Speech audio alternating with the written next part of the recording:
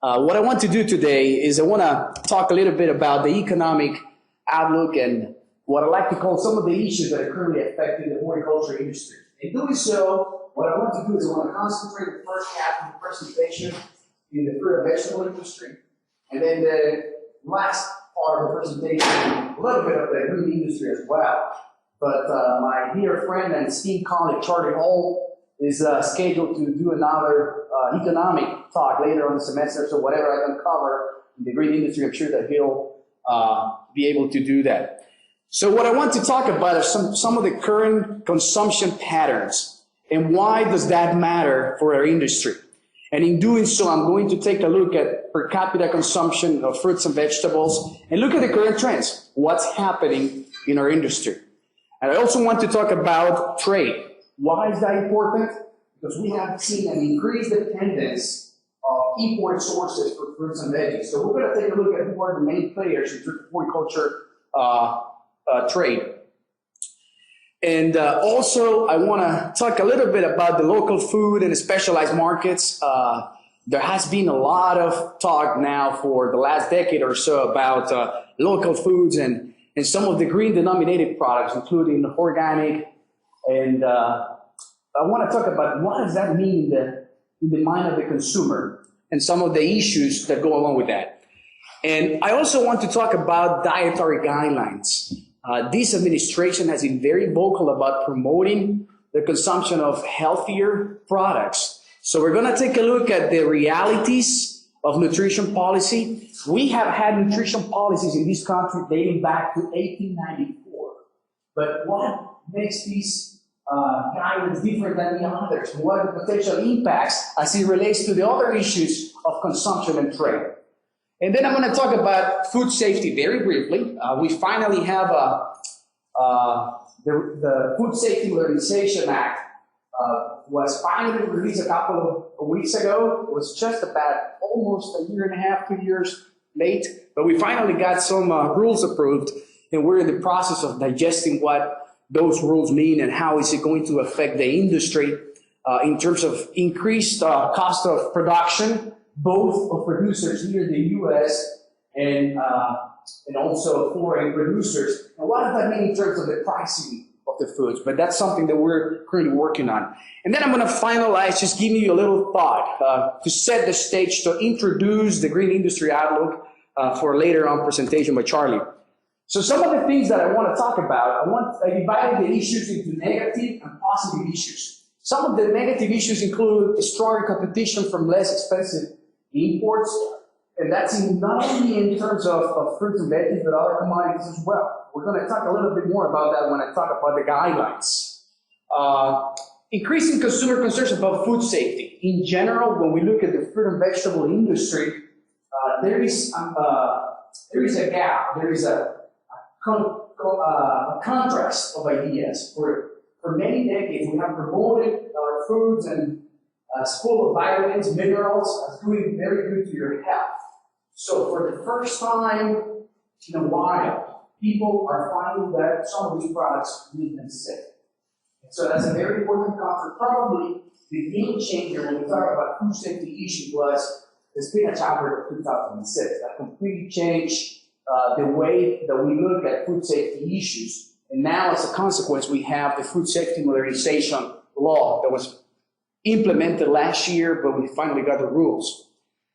Of course, we have increasing fuel and energy costs, but the big one now that is taking, again, another forefront debate in Washington is labor.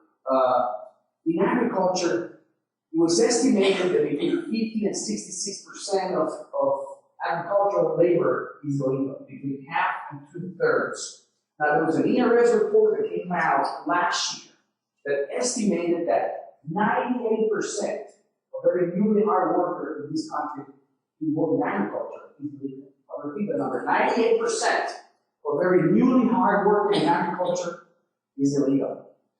Now, AMS at the same time, during the same year, released documentation that came from the Department of Labor that established that we get about 2% of the workforce in agriculture through some sort of a temporary program. So if you put those two numbers, or everybody number together, 90% are illegal and 2% we get through a temporary works program. That means that virtually every new person that we hire in agriculture is illegal. So those numbers are scary, and I'm not the one who put those numbers out, it was the government. But not everything is negative in our industry. We also have very good things going on. We have increased demand for healthy foods, functional foods, specialty foods, green products such as natural. There is somehow a little bit of a confusion in terms of the consumer mind. What exactly do those terms mean? We have also become more liberalized in trade, which means that we have signed several agreements that have promoted exports of some of the fruits and vegetables that we grow here in the U.S. And in general, there's a very positive health dimension of the products involved in horticulture. The other thing I want to talk about is dietary guidelines for Americans. And finally, well, some of us here in this room were expecting a request for proposal that never came out because the Farm Bill still hasn't gone through. So it's very unlikely that we get an RFP this year. There's probably less than a 1% chance that if you get a Farm Bill in the next 8 to 10 weeks, which is probably not going to happen, that we will get an RFP late. Everything seems to be pointing out that pretty much we will not have an RFP for this year. And we'll get it next year in the regular scheduled time, sometime in the fall. If we look at consumption of different products, here's a chart that shows what has happened in terms of per capita consumption from 1970 to 2000. Now, if you look at some of the products there in that list, we can see that we have dropped consumption of coffee, about 26%, milk, eggs, etc. What I want you to look at is fruit and vegetable consumption has increased 21% in that time period. 21%. Now, the question is, what has happened since 2000? Let's take a look at it. Well, what we can see here is that increase, this is total fruit consumption in pounds per year, and after the year 2000, we have seen a steady decline in per capita consumption. I'm going to show you a close-up so you can take a closer look at the picture from the year 2000 to 2010. If I show you the graph for vegetables, it's a very similar story. You look at consumption up until 2000, it was going up, and then after 2000, if you look at take a closer look, per capita vegetable consumption has also gone down. Now, if we look at trade, this graph here represents exports and imports of fresh fruits and vegetables. The red graphs are imports, and the blue graphs are exports. Both of those have increased in the past 10 years, and that has been the general trend in the last couple of decades. But the imports have grown faster than exports. So the result of that is that when we look at the difference between those two, which is the green line in that graph, is that we're becoming more dependent on imported products, or the trade deficit is becoming larger. Where do we get the products from? Well, if you look at fruit, for example, the main players from where we import fruit are Mexico, Chile, Costa Rica, Guatemala, Ecuador, and then all the rest of the countries combined. But you can get an idea of where we get those products from. On the vegetable side, it's primarily NAFTA countries, which is Canada and Mexico, followed by Peru, the European Union, the rest of the world. What I want to show you here is that for the first time ever in history, China shows up, even though it's a very small player, with only probably about 4% of total imports coming from China. If we were to look at this graph 2 years ago, China would be non-existent. So what's impressive about this is that they went from virtually very close to zero to almost a little bit over 4% in terms of the amount of product being imported from China. These graphs here represent the share of consumption that we derive from imported sources. If you take a look at fruit, for example, over 50% of the fruit that we consume in this country comes from overseas. Now, if you take away bananas only, because we don't really grow bananas in the U.S. except for Hawaii, then that's still a very high, over 40% of, over 30% of the fruit consumption comes from overseas. If you take a look at vegetables, it's a very similar story. Now, hopefully by the middle of the presentation, when I talk about guidelines and why they're important, we're going to come back to this issue. So remember, we're increasingly becoming more dependent on imported sources for both fruits and vegetables. In fact, if I were to include a couple of other products here, such as seafood products, we will also be very dependent on imported sources. Why is that important? Because all of those things that we're supposed to be eating that are healthy and highlighted as healthy products in dietary guidance, we import from other countries. On other things that we're supposed to reduce consumption of, we grow domestically. So there are a lot of implications in terms of policy of those issues. And I question whether we as a nation are heading to that kind of direction. Nobody's really asking the question of what's going to happen to use agriculture. Most people are concentrated in terms of research, dollars, programs. All of the emphasis until now has been how can we reduce obesity rates, how can we reduce chronic disease, but nobody's asking the question what's going to happen to U.S. agricultural production yet. So we started to open the door for research. So we have seen that picture about per capita consumption, but if you look at the value of horticulture as a whole, total value, it's still growing. So why is that? Well, one of the reasons is because we have had an increasing population. We went from 280 million people back in the year 2000 to 311 in 2012. So that increasing population has also increased demand for products that we're consuming less. The second one is that people are willing to try new things that we're not used to consuming. And the main reason why consumers do not eat something is because they do not know how to prepare those foods. So what has changed in the past decade that has allowed people to actually try some of these products? Well, now we have dedicated programs, 24/7, 360 days of the year, that show people how to prepare those foods, like food network, for example. So now when they see something, they go back and they want to try something related to maybe an eggplant, an okra, or something that they had never experienced before. So this has opened the door for increased consumption of specialty products. Not only that, but also products that are healthy, which I'm going to talk about functional foods here in a minute. But the other thing is year-round demand. People go to the stores, and there has been an overall increase in the number of items in grocery stores in the fruit and vegetable sections. But people go to the stores and they want to find those products in the store available 365 days of the year.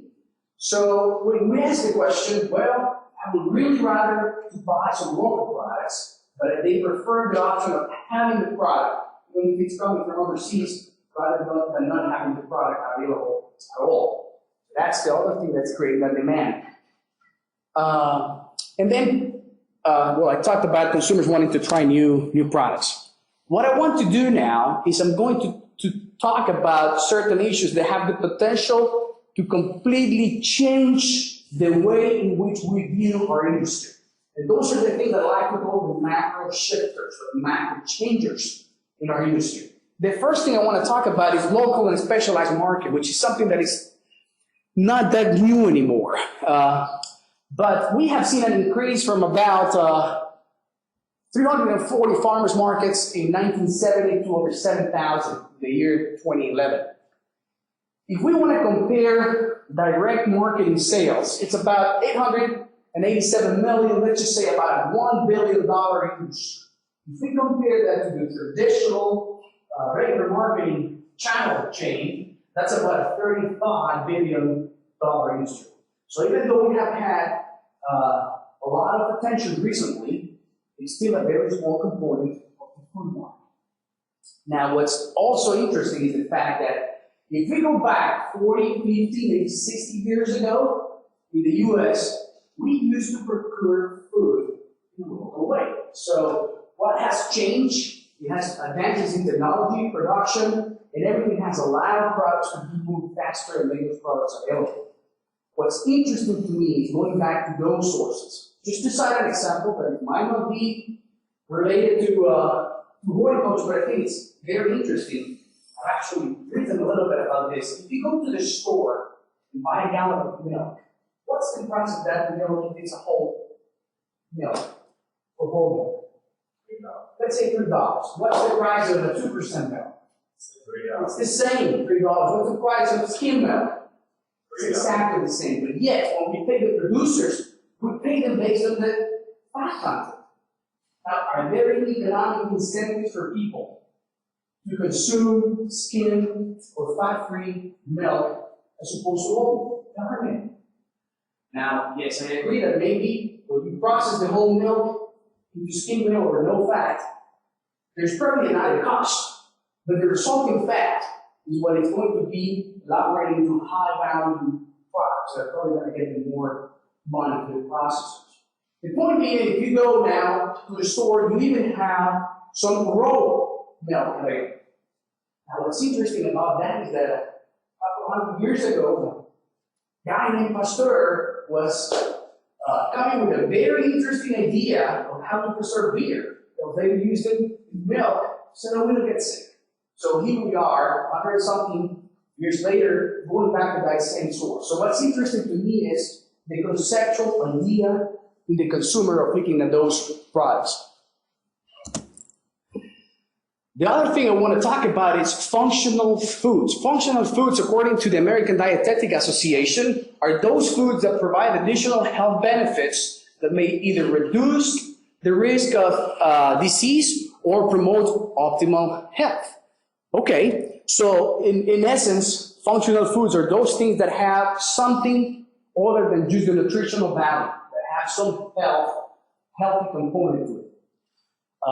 And what we see here is that people are changing their lifestyle, the paradigm of eating food, going from an approach where we seek those products that once you get sick, you seek those products that are medicinal. So we use food as medicine, going into an overall component of their habits. So they're incorporating these type of products in the longer term as part of their diets, not just when they're seeking food as medicine.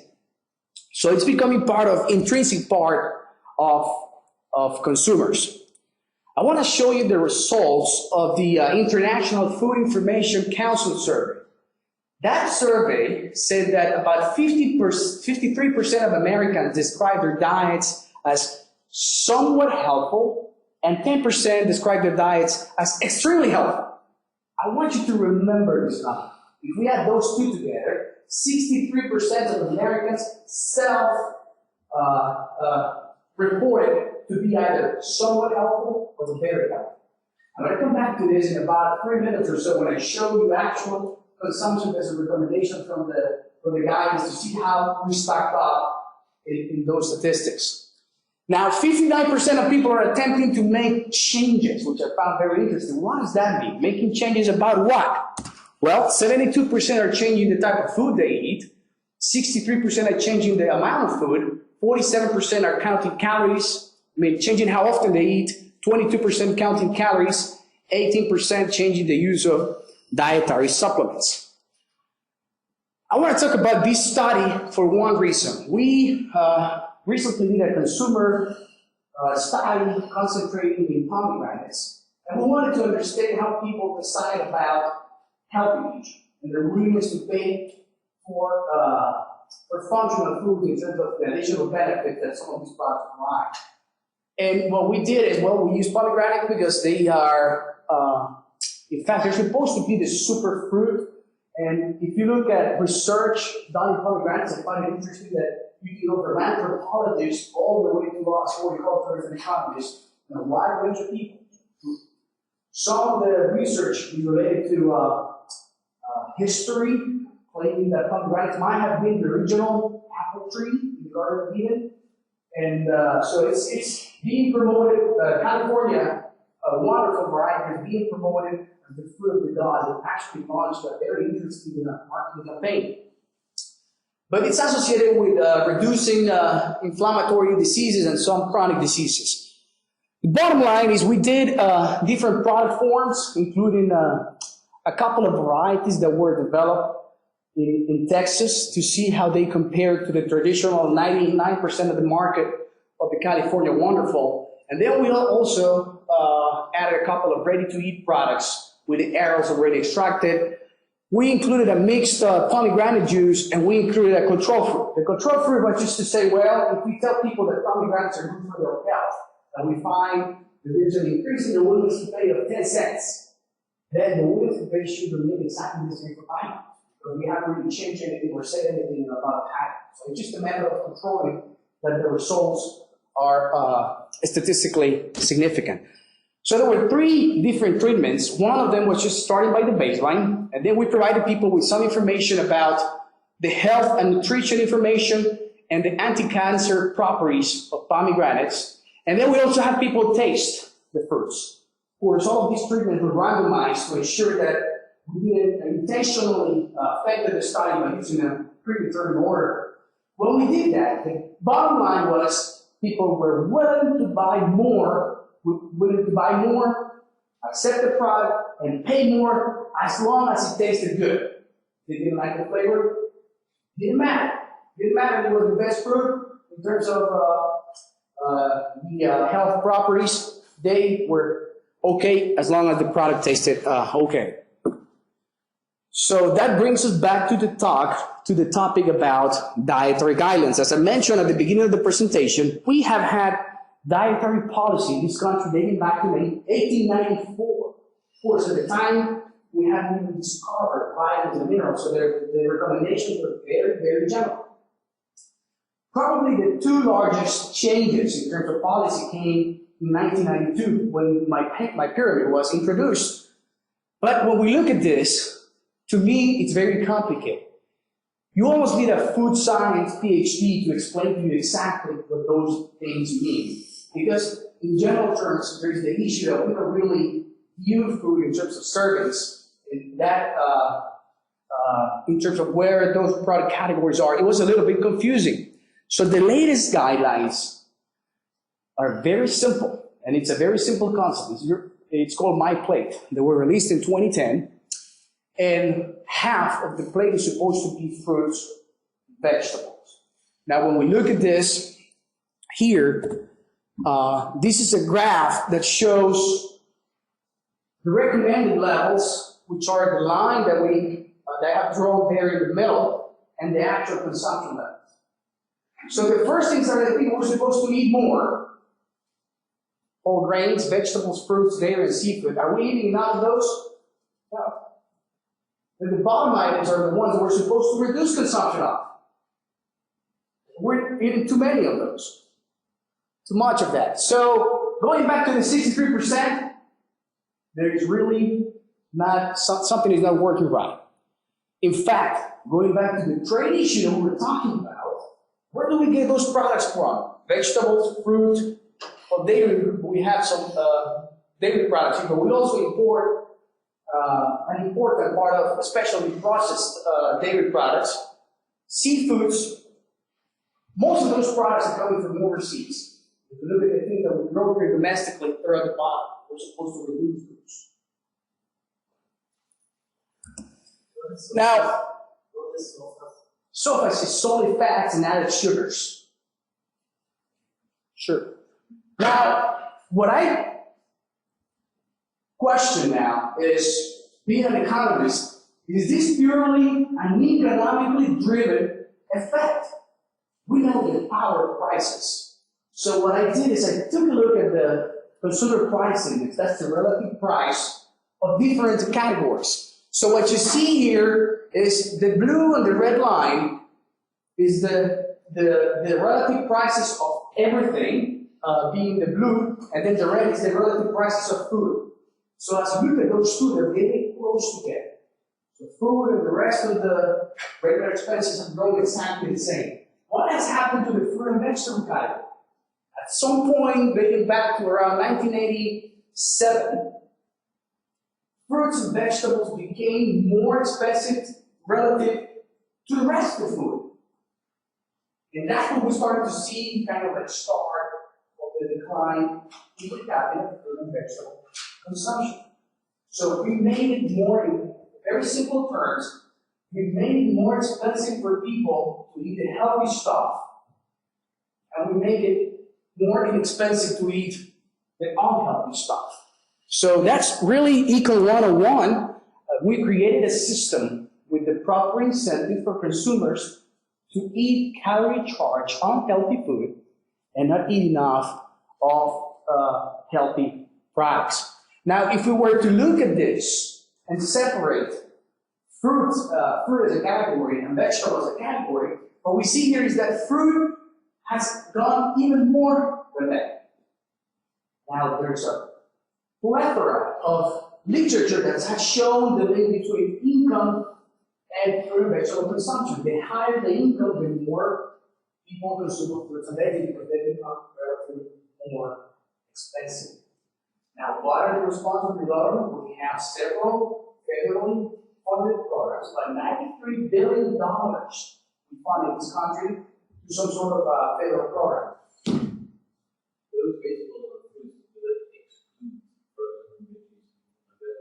Do they exclude what?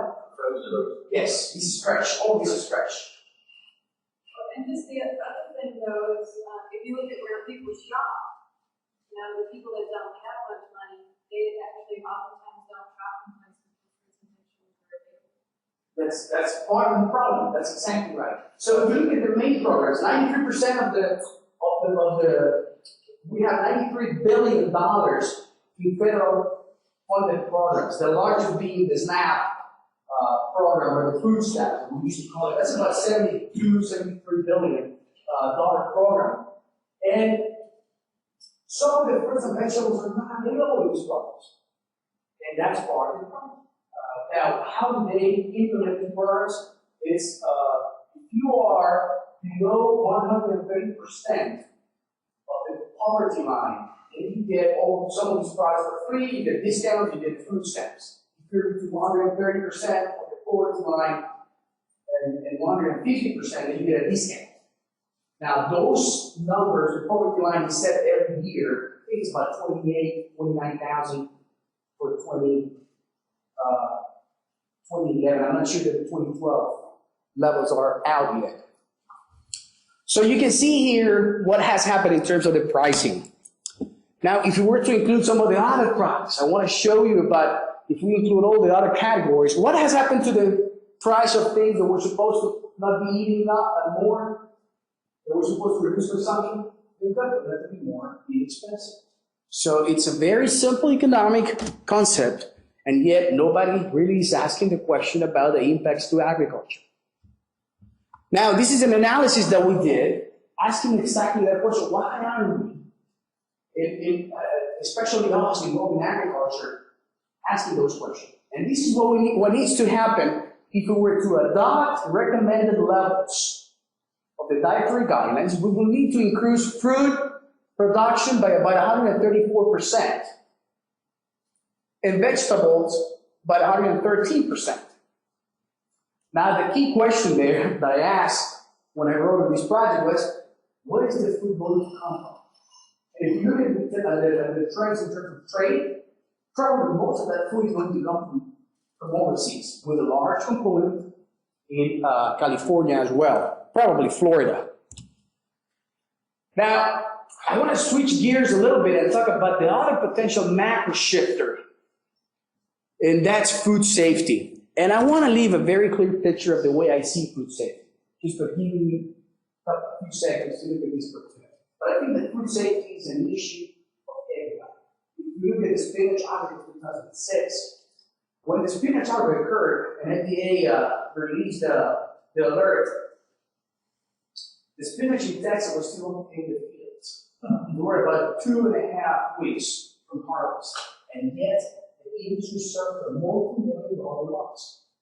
Because first, they were not allowed to sell the products. Then one of the issues that happens in the fruit and vegetable industry, well, two things. One is that there is a very high substitutability. In other words, if you go looking for a fruit, it's very easy to go from an orange to an apple or something else. So when consumers go there, and they remember there was a problem with cantaloupes. Now, cantaloupes coming from Guatemala or Honduras, or they're done from California. You know what? I'm not going to worry about that. I'm going to buy watermelon. So just like that, everybody who grows cantaloupes in Texas and California were affected, and they had absolutely nothing to do with products. Now, a phenomenon that happens is consumers go to the store, and for the most part, most stores tend to have prices, at least in the short term, very constant prices. They move around a little bit.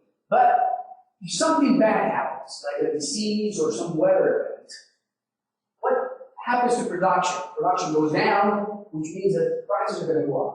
So when people go to the store and they have a lot of variety at a lower price, later on they go and they find those products not to be exactly the same variety and maybe even lower quality, and get the prices that are higher. So that's a very interesting concept because most of the time consumers are used to thinking higher prices mean higher quality. Go buy something, whether it's a watch, a car, anything that we buy.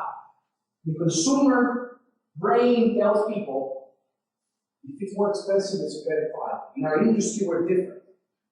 Higher prices usually mean lower quality because of some production-related issue. The cost of healthcare is very high, about $152 billion in healthcare cost only. That includes physician services, hospital services, etc. Bottom line is people react to these type of outbreaks depending on many things. Number of people affected, number of deaths, regional scope, the type of products, the origin, and the length of outbreak. One thing I want to say about origin is that I work inside looking at how long did it take people to go back to consume normal levels? Normal levels being those levels that were forecasted prior to the food safety outbreak. And what we found is we wanted to understand the length of time was shorter or longer when the food safety outbreak was traced to a source in the U.S. versus an imported product. What we found is that people went back to consume normal level faster when the outbreak occurred overseas. That was a very interesting finding because maybe people perceived that custom borders and protection were doing such a great job of stopping any unsafe products that they went back to consume those products faster as compared to an outbreak occurring here in the U.S. Now, I want to change gears a little bit, and I want to talk a little bit about the green industry. In doing so, what I'm going to do is I'm going to present the results that Charlie and another good friend and colleague at Florida, Alan Hodges, have put together. In fact, this is almost 3 years old now, and so we're in the process of getting ready to conduct the new National Nursery Survey. But so that you have an idea, we went from 36 states surveyed on the nursery side to 15 states. And from those 15 states surveyed, we had all the information that came out through ERS about sales, production practices, marketing practices, prices of green industry products. Well, unfortunately, that data series were discontinued back in 2006. Now, we paid a visit to the NAS Council, and what we discovered that the council is composed of 25 people. How many of those people do you think had a horticulture background? It was one person. That person wasn't in the green industry, it was a fruit and vegetable grower.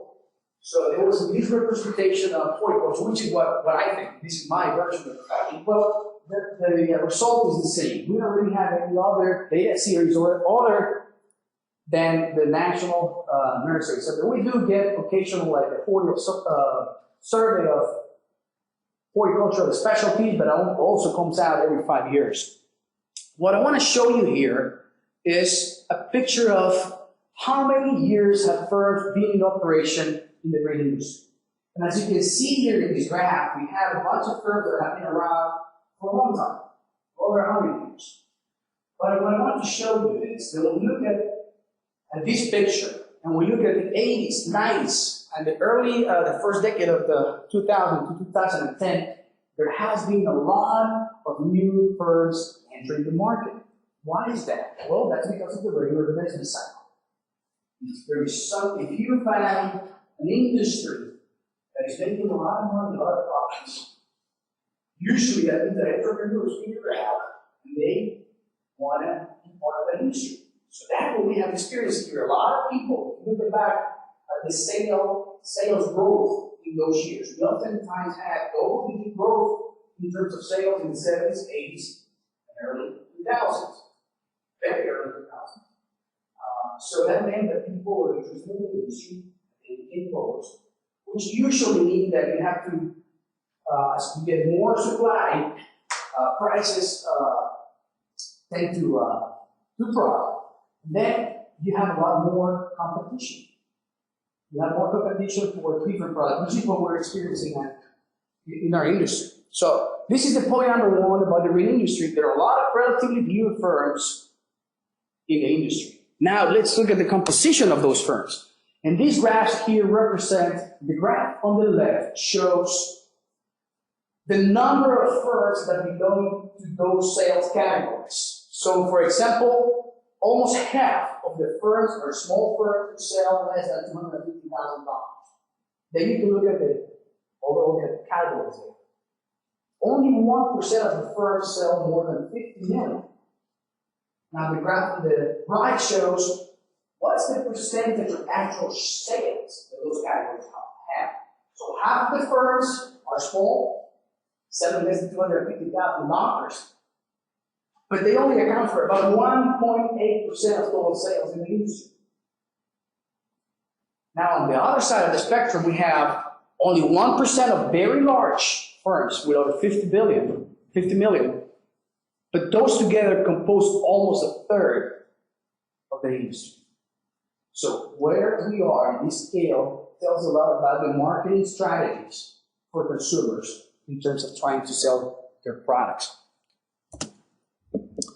These are the estimated sales for green industry products. It's a total of about $27 billion industry, which is much, much higher than previous estimates. Here's a list of the current ranking of states, and California is number one with almost $7 billion, $6.7 billion in sales. Then there's Florida with about 3.5, and Texas is still ranked number 3. But if we were to look at this graph 10 years ago, there were the big 3, and then there was everybody else. Now we have a bunch of states that are very close to that $1 billion level of sales. And in many states, horticulture-related sales have become either the top 1 or one of the top 2, top 3 agricultural sectors in different states.